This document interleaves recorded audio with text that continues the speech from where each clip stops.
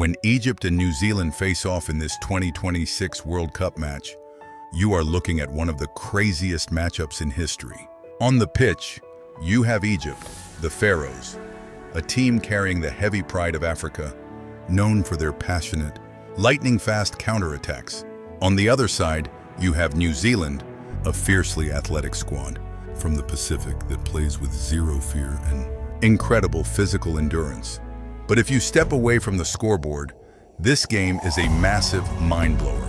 This isn't just about football. This is a direct collision between Egypt, the oldest ancient civilization on Earth, and New Zealand, literally the very last major landmass discovered and settled by human beings. Let's start with Egypt. To understand their identity, you have to realize that when most of the world was still living in basic mud huts, Egypt was already building giant stone monuments that could be seen from space. They mastered math, engineering, and astronomy thousands of years before the modern world was even a thought. Everything in Egypt revolved around the mighty Nile River. The Nile was their life, their economy, and their highway. It flooded predictably every year, teaching the Egyptians that life has a cycle, and that structure equals immortality. They didn't just build the pyramids, they built a permanent cultural memory that has outlived empires. Now look at New Zealand. While Egypt's history is ancient, New Zealand's history is incredibly young. For thousands of years, these stunning islands sat completely empty in the middle of the Pacific Ocean. No humans lived here. It was a pristine, untouched paradise. Then around the 13th century, legendary Polynesian navigators did the impossible. Using nothing but the stars, ocean currents, and birds, they crossed thousands of miles of open ocean in wooden canoes. They found this misty land and named it Aotearoa, the land of the long white cloud.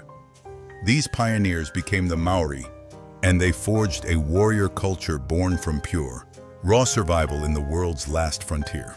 This leaves us with an awesome cultural contrast in how these two nations tell their stories.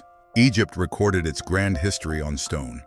They used hieroglyphs, beautiful, structured picture writings carved into massive temple walls, designed to blast their pharaohs' names into eternity.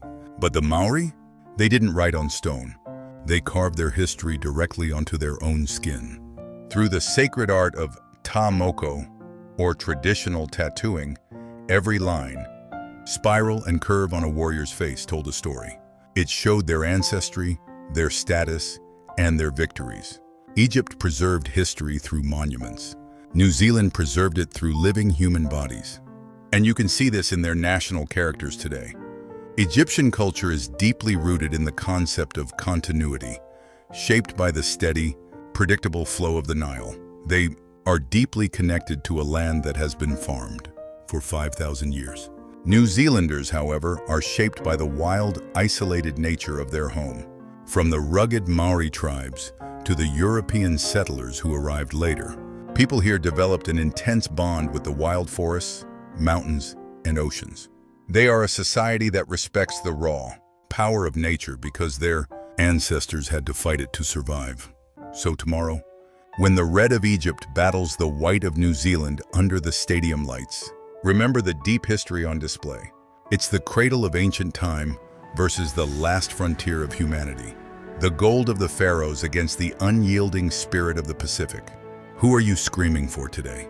The ancient pharaohs or the warriors of the long white cloud? Let me know in the comments. If you want to uncover the raw history behind the world's greatest matchups, hit that subscribe button and turn on notifications. This is Historia Prime, and the pitch never forgets.